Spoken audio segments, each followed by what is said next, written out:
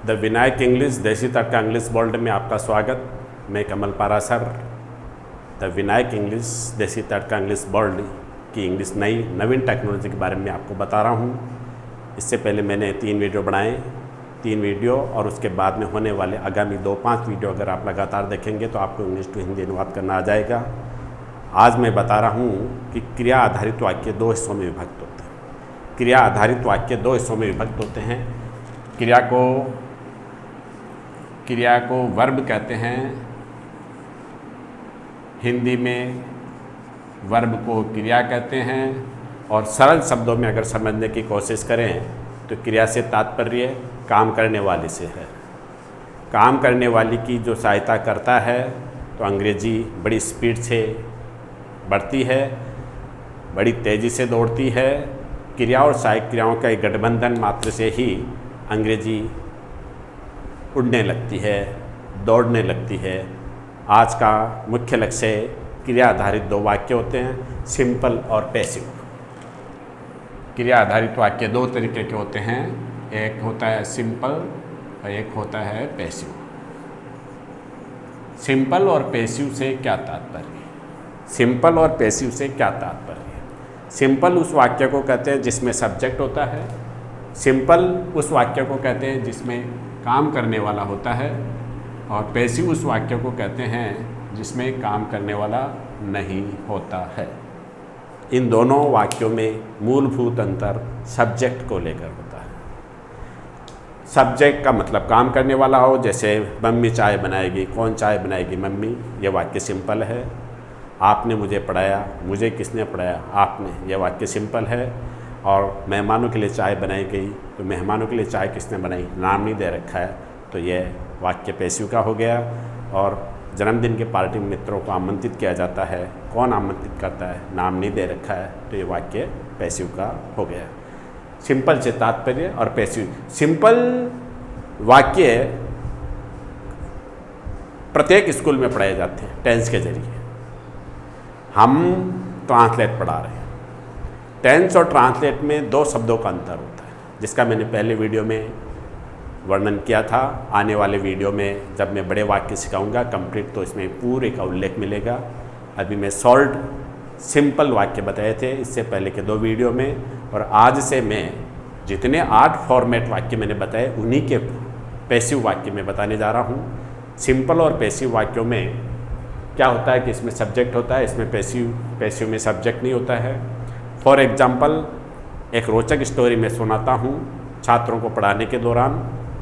वो क्या है कि जैसे किसी छात्र का मेरिट लिस्ट में चयन हो जाता है, प्रार्थना स्थल पे छात्र बैठे हुए रहते हैं। प्रधानाचार्य व्यक्ति विशेष जिसका भी मेरिट में चयन हुआ उसको नाम पुकार के बुलाते हैं। तो वो छात्र बच्चों प्रार्थना स्थल पर वो इनाम लेने जाएगा अथवा नहीं जाएगा, ऐसा प्रश्न मैं बच्चों से पढ़ाने के दौरान पूछता हूँ।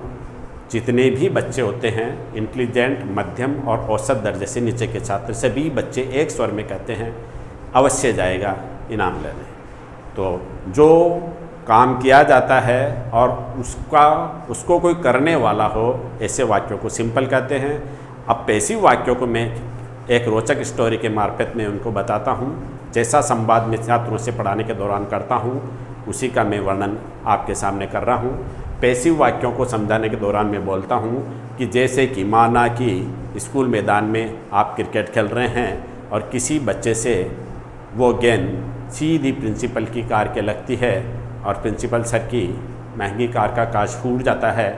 संजोग से जब बच्चे क्रिकेट खेलते हैं उसी वक्त प्रधानाचार्य स्कूल मैदान में होते हैं और होते वो थोड़े दूर हैं। अगले दिन उनको पता चलता है, सेम डे पता चलता है। अगले दिन प्रार्थना स्थल पे बोलते हैं, भैया जो स्कूल मैदान में क्रिकेट खेल रहे थे उन बच्चों में से जिस व्यक्ति ने भी, फॉर एग्जांपल जिस व्यक्ति ने भी ये कांच फोड़ा है वो खड़ा हो जाए। तो अब प्रधानाचार्य ने नाम लेके बोला है तो छात्र प्रार्थना स्थल पे खड़ा तो होगा। जब प्रधानाचार्य उनसे जोर दे के कहेंगे आपने मेरी गाड़ी का शीशा फोड़ा, तो क्या वो छात्र प्रधानाचार्य के सामने अपनी गलती स्वीकार कर लेगा? सभी बच्चे एक स्वर में कहते हैं नहीं करेगा। क्यों नहीं करेगा? क्योंकि उस छात्र को पता है कि अगर मैं गलती स्वीकार करूँगा तो मेरे को रेस्टिकेशन दे देंगे और जो महंगे भाव का शीशा फूटा है उसका मुझसे पैसा वसूला जाएगा, घर पे प्रधानाचार्य शिकायत करेंगे तो घर पे मम्मी पापा भी रिमांड लेंगे, डांटेंगे, फटकारेंगे, पिटाई करेंगे। तो आदमी हर व्यक्ति एक मुसीबत से बचने के लिए झूठ बोल जाता है। झूठ बोलने के लिए, क्योंकि झूठ बोलेगा नहीं तो उसको कोई इनाम तो मिलेगा नहीं, और इनाम मिलने का जब अवसर आता तब तो आदमी चल जाता है। लेकिन बाई चांस इंसान से जाने अनजाने में गलती हो जाती है तो ऐसे में वो आदमी झूठ का सहारा अवश्य लेता है। अब उसको प्रधानाचार्य कहते हैं भैया मैंने देखा है तो और आपने काज फोड़ा है। प्रधानाचार्य के कहने पे वो बच्चा इनकार कर देता है और प्रधानाचार्य उस बच्चे को कहते हैं मम्मी पापा की कसम खाओ कि आपने कास्ट नहीं फोड़ा। तो बच्चे लोग क्या करते हैं, कोई भी हो, बच्चे की जगह XYZ कोई भी क्यों ना हो, वो फटाक से मना कर देगा कि भाई मम्मी पापा की कसम मैंने कास्ट नहीं फोड़ा। वो ऐसा, हालांकि काज उसने फोड़ा लेकिन इनकार वो इसलिए करता है क्योंकि मुझे सज़ा मिलेगी, मुझे दंड मिलेगा और बहुत सारी मुसीबतें आ जाएगी। मुसीबतों से बचने के लिए हर शख्स झूठ बोल जाता है। इसलिए पैसिव के वाक्यों में, पैसिव से मतलब जिसमें काम करने वाला नहीं हो, पैसिव से मतलब जिससे, अब आदमी झूठ क्यों बोलता है किसी परेशानी से बचने के लिए। ये अच्छे कार्यों में भी पैसिव जरूरी नहीं कि नेगेटिव के संदर्भ में प्रयोग होता है, लेकिन मैंने समझाने के दृष्टिकोण से बच्चा कॉन्सेप्ट क्लियर हो उसके लिए मैं किन शब्दों का सहारा लेता हूँ के संदर्भ में मैंने आपको बताया। सिंपल और पैसिव दोनों में वर्ब क्रिया आधारित वाक्य दो तरीके के होते हैं, सिंपल और पैसिव, यह भी मैंने बताया। और जैसे कि फॉर एग्जांपल मम्मी चाय बनाएगी, मम्मी चाय बनाएगी। चाय कौन बनाएगी? मम्मी, ये सब्जेक्ट सिंपल। और चाय बनाई जाएगी, चाय बनाई जाएगी, चाय बनाई जाएगी। तो भाई चाय कौन बनाएगा? नाम नहीं है। ये नेगेटिव वाक्य है, नकारात्मक सेंटिमेंट से जुड़ा हुआ वाक्य नहीं है, लेकिन मैंने समझाने के दृष्टिकोण से मैंने बताया ताकि आप ये ना समझ लें कि पैसिव नेगेटिव वाक्य मतलब नकारात्मक गतिविधियों के संदर्भ में होता है। पॉजिटिव सकारात्मक कार्यों में भी अधिकांश सब्जेक्ट नहीं मिलता है। अर्थात 100 बात की एक बात कि जब वाक्य में सब्जेक्ट उपलब्ध नहीं हो ऐसे वाक्यों को पैसिव कहा जाता है। और अब मैं आपको सिस्टमेटिकल जो 8 फॉर्मेट मैंने अब तक आपको बताए उसके संदर्भ में जानकारी दे रहा हूँ। वाक्य 2 तरीके के होते हैं, एक सिंपल और एक पैसिव। अभी आपने देखा और मैं संयुक्त रूप से शॉर्ट वाक्य सिंपल और पैसिव को वर्णन करके बता रहा हूँ। आप अपनी नज़र सीधी ब्लैक बोर्ड पर केंद्रित करें। निस्संदेह आपको अंग्रेजी का ट्रांसलेट करना आ जाएगा। मेरी प्रारंभिक आज से पहले 3 वीडियो बनाई है और आगामी 4-5 वीडियो को और देखेंगे सतर्क निगाहों से, तो आपको स्वतः ही इंग्लिश टू हिंदी अनुवाद करना आ जाएगा। आइए देखें क्या होता है। विल प्ले, विल प्ले, यह सहायक क्रिया और यह क्रिया है। और will be played, will be played, will be played. Simple में विल के साथ फर्स्ट फॉर्म का प्रयोग होता है, पैसिव में हमेशा विल के साथ थर्ड फॉर्म का प्रयोग होता है। कैन प्ले, कैन प्ले, यह सिंपल का वाक्य है। विल और कैन में हमेशा सिंपल वाक्य के अंदर फर्स्ट फॉर्म का प्रयोग होता है। पैसिव के अंदर, पैसिव आधारित वाक्यों में ये शॉर्ट वाक्य हैं, कैन बी प्लेड। यह शॉर्ट वाक्य में सिंपल है, यह पैसिव है, दोनों को एक साथ संयुक्त रूप से समझा रहा हूँ ताकि समझने के दौरान आपको किसी प्रकार की परेशानी का अनुभव ना हो। मस्ट बी प्लेड,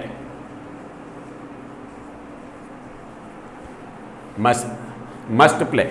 सिंपल वाक्यों में हमेशा वर्ब की फर्स्ट फॉर्म का प्रयोग होता है। विल, कैन, मस्ट जो मॉडल हैं इनके साथ हमेशा फर्स्ट फॉर्म का प्रयोग होता है play.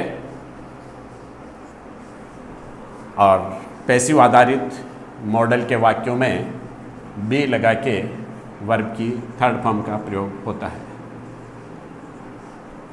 Will play first form, will play first form, can play first form, must play first form. इधर है, ये सब तमाम वाक्य सिंपल है, ये वाक्य पैसिव है। सिंपल वाक्यों में विल, कैन, मस्ट जो मॉडल आधारित सहायक क्रियाएं हैं इनके साथ फर्स्ट फॉर्म का प्रयोग होता है। पैसिव आधारित विल, कैन, मस्ट मॉडल आधारित वाक्यों में, पैसिव वाक्यों में ये बी का प्रयोग करना होता है और हमेशा इनके साथ वर्ब की थर्ड फॉर्म का प्रयोग होता है। इसका विशेष ध्यान रखें। विल का मतलब तो गागी की सही होता है, खेलना है तो खेलेंगे, खेलना है तो खेलेंगे। और इधर हो जाएगा विल बी प्लेड, खेला जाएगा। इन दोनों वाक्यों में, हिंदी वाक्यों में अंतर है। जा, इधर जा नहीं आता, सिंपल वाक्यों में जा नहीं आता है, पैसिव वाक्यों में जा आता है। मैं बोल रहा हूँ उसको आप अपने ट्रांसलेट ऐप में डाल के देख लेना, अर्थ वही आएगा। मेरा पढ़ाने का थोड़ा डिफरेंट है और इसमें इंग्लिश ट्रेडिशनल कानून का तनिक भी प्रयोग नहीं है। कैन का मतलब सकते से होता है, खेलना है तो खेल सकते हैं, खेलना है तो खेल सकते हैं। कैन बी प्लेड, ये वाक्य पैसिव का है। प्ले का मतलब खेलना है तो खेला जा सकता है, खेला जा सकता है। इन दोनों हिंदी आधारित वाक्यों में फर्क है जा का। यहाँ पे जा का कोई मतलब होता नहीं है, लेकिन आता इसलिए है क्योंकि वाक्य पैसिव का है। पैसिव आधारित वाक्यों में, इंग्लिश के वाक्यों में वर्ब के साथ साथ जा शब्द का प्रयोग हो जाता है, इसका अलग से कोई अर्थ होता नहीं है। मस्ट प्ले, मस्ट का मतलब चाहिए, प्ले का मतलब खेलना है तो खेलना चाहिए। मस्ट बी प्लेड, खेलना है तो खेला जाना चाहिए,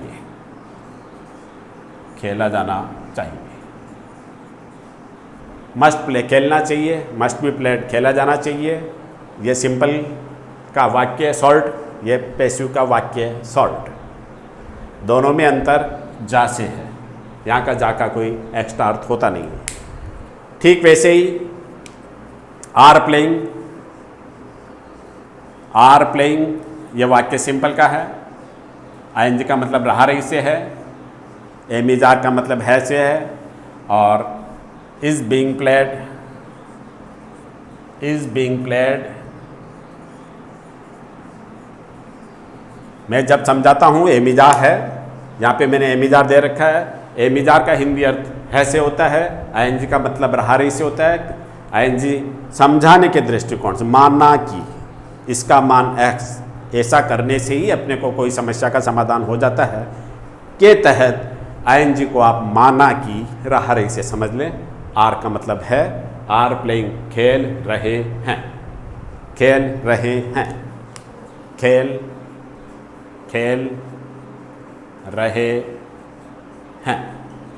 इज बीइंग प्लेड, बीइंग को समझाने के दृष्टिकोण से माना कि, बीइंग का मतलब माना कि बीइंग का अर्थ जा रही से है। माना कि मान लेने में अगर अपनी समस्याओं का समाधान होता है तो उसका अर्थ समझ लेना चाहिए। बीइंग का मतलब जा रही। हम ठहरे द विनायक इंग्लिश देसी तड़का इंग्लिश बोर्ड वाले, भला हम ब्रिटिश टेक्नोलॉजी के ट्रेडिशनल नियमों का पालन क्यों करें। हमारा मूल लक्ष्य है कि इंग्लिश के वाक्यों का तुरंत आउटपुट रिजल्ट्स ओके निकले, और इन तमाम वाक्यों को आप ट्रांसलेट ऐप में डाउनलोड करके देख लें, अर्थ वही आएगा। बीइंग का मानना कि के तहत, बीइंग का मतलब जा रही से है, तो इज का मतलब है से है, प्ले का मतलब खेलने से है, तो इसका अर्थ हो जाएगा खेला जा रहा है। खेला जा रहा है। इसमें और इसमें मूल अंतर जा से है। ठीक वैसे आ गया were playing. Were play I N G, were playing और were being played. Were being played was were का मतलब था थी से होता है, आईएनजी का मतलब रहा से है। वर बीइंग प्लेड खेला, खेल, खेल रहे थे, खेल रहे थे। वर बीइंग प्लेड, बीइंग का मतलब माना कि जा रहा जारी से है, तो वर बीइंग प्लेड का अर्थ हो जाएगा खेला, खेला जा रहा था, खेला जा रहा था। वर प्लेइंग खेल रहे थे, वर बीइंग प्लेड खेला जा रहा था। और मैंने शॉर्ट वाक्य जब बताए थे तो शॉर्ट वाक्यों को 2 हिस्सों में विभक्त किया था। प्रथम 6 वाक्य एक साथ बताए थे, 2 वाक्यों को मैं नेक्स्ट वीडियो में बताया था। ठीक उसी तरीके से मैं आज शॉर्ट पैसिव आधारित शॉर्ट वाक्यों को मैं 2 हिस्सों में विभक्त करके बता रहा हूँ। उसमें से 6 का मैं आज वर्णन कर रहा हूँ। तो फर्स्ट फॉर्म में हमेशा ते लगता है, फर्स्ट फॉर्म में हमेशा ते लगता है। फर्स्ट फॉर्म का पैसिव होता है एम इज आर वर्ब की third form is played, is played. खेलना है फर्स्ट फॉर्म में हमेशा ते है लगता है, फर्स्ट फॉर्म में हमेशा ते है लगता है। खेलना है तो खेलते हैं, खेलना है तो खेलते हैं। फर्स्ट फॉर्म में हमेशा ते है लगता है। खेलना तो खेलते हैं, देखना तो देखते हैं, लाना है तो लाते हैं, भेजना तो भेजते हैं। एमिजार वर्ब की थर्ड फॉर्म में हमेशा जाता जाता लगता है। खेलना है तो खेला, खेला जाता है, खेला जाता है। ये वाक्य हो गए, ये प्रथम 8 वाक्य हैं। ये सब सिंपल के वाक्य हैं, ये तमाम वाक्य पैसिव के हैं। सिंपल और पैसिव वाक्यों पर सरसरी निगाहों से ध्यान केंद्रित किया जाए तो उनमें अंतर कैसे आता है जो देखेगा हिंदी आधारित वाक्यों में। यहाँ पे जा रहा है, यहाँ पे जा रहा है, यहाँ पे जा रहा है। पैसिव आधारित वाक्यों में यहाँ पे जा रहा है, यहाँ पे जा का कोई अलग से अर्थ नहीं होता है। वाक्य जब पैसिव आधारित वाक्य होता है तो ऐसे में जो वर्ब होती है उसके साथ जा शब्द का प्रयोग होता है। इसका कोई एक्स्ट्रा कोई अर्थ नहीं होता है। सिंपल और पैसिव के इंग्लिश वाक्यों में यहाँ पे फर्स्ट आ रही है, इधर थर्ड आ रही है। तमाम तरह के जो 6 वाक्य मैं आज बता रहा हूँ, इन सभी वाक्यों में पैसिव आधारित वाक्यों में सिर्फ वर्ब की थर्ड फॉर्म का प्रयोग है। सिंपल में फर्स्ट, विल के साथ फर्स्ट, कैन के साथ फर्स्ट, मस्ट के साथ फर्स्ट, एम इज आर के साथ फर्स्ट फॉर्म में आईएनजी लगता है, वाज वर्ब के साथ फर्स्ट फॉर्म में आईएनजी लगता है और फर्स्ट फॉर्म में सिर्फ ते लगता है, ते लग। तो अब देखिएगा, खेलना तो खेलेंगे, कैन प्ले खेल सकते हैं, मस्ट प्ले खेलना चाहिए, और एम इज आर प्लेइंग रहा रही है। आईएनजी का मतलब, आर का मतलब है खेल रहे हैं, वर्ब का मतलब था तेती है, आईएनजी का मतलब रहा रही से, खेल रहे थे। फर्स्ट फॉर्म में हमेशा ते लगता है, ते है। कभी ता है, ती है भी लग सकता है जब उसमें वर्ब की फर्स्ट फॉर्म में एस अथवा ईएस का उल्लेख हो तो उसमें ते की जगह ता है, ती है लग जाता है। खेल, और जब मैं शॉर्ट वाक्य समझा रहा हूँ, एक साथ सभी वाक्यों में मैं एक ही क्रिया का प्रयोग इसलिए कर रहा हूँ ताकि समझने के दौरान छात्र निरस्ता का भाव उत्पन्न ना हो। अगर सीखने के दौरान छात्र निरस्ता का भाव एहसास करेगा तो वो इंग्लिश समझने की बजाय रटना शुरू कर देगा। ये मेरा आर्ट है। आगे के तमाम वाक्यों में जो मैं आऊँगा बताने आपको, उसके अंदर हर वाक्य डिफरेंटिव वर्ब होगी, लेकिन सीखने के दौरान उनको कैसे सिखाया जाता है, मैंने 35 सालों में छात्रों से इंग्लिश के पाठों की हिंदी अनुवाद कराने के दौरान पहली, सेकंड, थर्ड स्टेप इस तरीके से पढ़ाता हूँ और आप भी इस तरीके से उल्लेख, इस तरह का ध्यान केंद्रित करके पढ़ाई करें। अब ये शॉर्ट वाक्य हो गए। शॉर्ट और पैसिव के वाक्यों को एक साथ पढ़ाने का मकसद यह है कि कॉन्सेप्ट पूरा ढंग से क्लियर हो जाए। अब ये तो शॉर्ट वाक्य हो गए। और शॉर्ट और पैसिव को मैं एक साथ समझा रहा हूँ। शॉर्ट और पैसिव वाक्यों को मैं एक साथ समझा रहा हूँ ताकि समझने के दृष्टिकोण से आपको सहजता रहे। सिंपल और पैसिव को मैंने अभी एक साथ समझाया था और दोनों को समझाने के पीछे मुख्य लक्ष्य एक है कि छात्र अपने कॉन्सेप्ट को आसानी से क्लियर कर ले। शॉर्ट वाक्य में जैसे आ गया will be played, will be played, will be played, इसका हिंदी अर्थ हो जाएगा। और ये शॉर्ट और ये medium sentence, game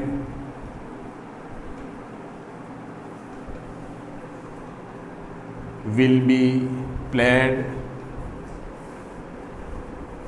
in ground, game will be played in ground। will be सहायक क्रिया है। will be played का हिंदी अर्थ हो जाएगा यहाँ पे खेलना, तो खेला जाएगा, खेला जाएगा, खेला जाएगा। पैसिव के वाक्यों में शॉर्ट वाक्य सिंपल होता है, उसमें 1 4 का हिंदी अर्थ पहले करते हैं। पैसिव में 1 4, पैसिव में 4 1 का वाक्य वर्णन करें। पैसिव में 4 + 1 4 का हिंदी अर्थ करने के बाद में इसका हिंदी अर्थ लिख दे, वाक्य गलत तो नहीं होता लेकिन फिनिशिंग ओके हो, इसके लिए 4 1 का हिंदी अर्थ करें। तो देखो, मैदान में खेल खेला जाएगा, मैदान में खेल खेला जाएगा, मैदान में खेल खेला जाएगा, मैदान में खेल खेला जाएगा। Can be played, can be played, can का मतलब सकता है, वाक्य पैसिव का है।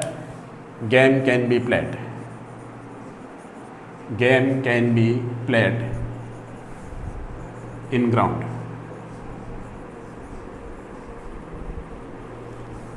कैन बी सहायक क्रिया है, इसलिए मैं इसको रेड इंक में लिख रहा हूँ। कैन बी प्लेड का हिंदी अर्थ हो जाएगा खेलना, तो खेला जा सकता है, खेला जा सकता है, खेला जा सकता है। Must be played, can be played खेला जा सकता है। 4 1 का हिंदी अर्थ करें, 1 2 3 4, 4 + 1। पैसिव में 4 + 1 का हिंदी अर्थ हो तो ज़्यादा अच्छा है। सिंपल में 1 4 का अर्थ होता है। तो मैदान में खेल खेला, मैदान में खेल खेला जा सकता है, मैदान में खेल खेला जा सकता है। Must be played, must be played,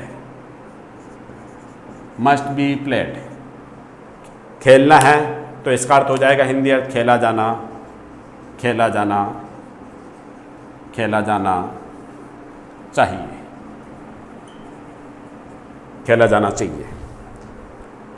यह शॉर्ट है, यह पैसिव का वाक्य हो गया। Game must be played, game must be played in ground.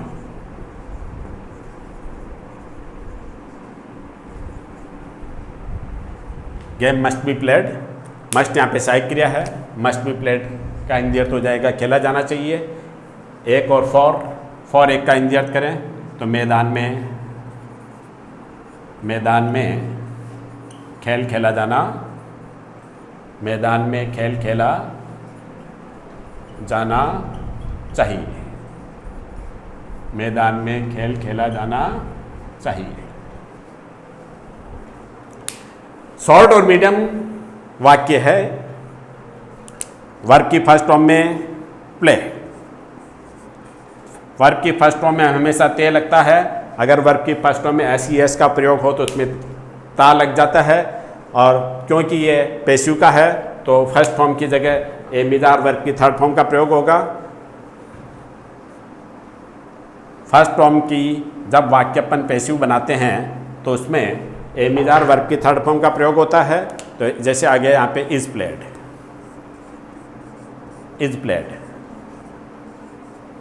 Is played का हिंदी अर्थ हो जाएगा खेला जाता है।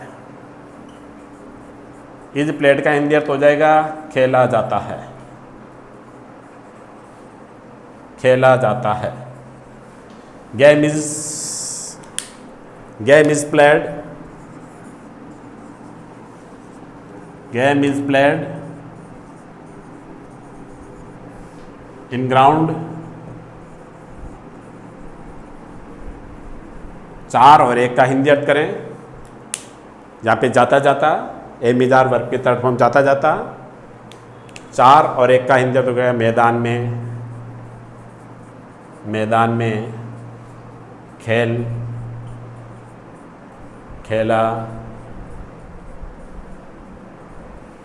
जाता है।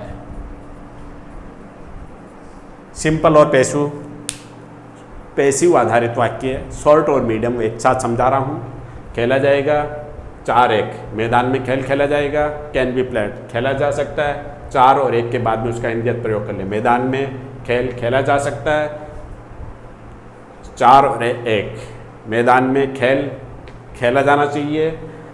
फिर 4 और 1, मैदान में खेल खेला जाता है। इस तरीके के ये शॉर्ट और मीडियम, सिंपल और पैसिव, शॉर्ट और मीडियम पैसिव आधारित वाक्यों का मैं संयुक्त वर्णन कर रहा हूँ। इसकी नेक्स्ट 2 स्टेप और मैं बता रहा हूँ, इसकी मैं 2 नेक्स्ट स्टेप और बता रहा हूँ, उस पर आप अपना ध्यान केंद्रित करें। और इन 6 प्रकार के शॉर्ट पैसिव आधारित वाक्यों का मैं वर्णन कर रहा हूँ। अब आ गया is being played, is being played, was being played, is being played और वाज बीइंग प्लेड। बीइंग का मतलब मैंने बताया था समझने के दृष्टिकोण से, माना कि बीइंग का मतलब जा रही से है, एम इज आर का मतलब है से है, वाज वर्ब का मतलब था से है। तो खेलना तो खेला, खेला जा रहा है, खेला जा रहा है।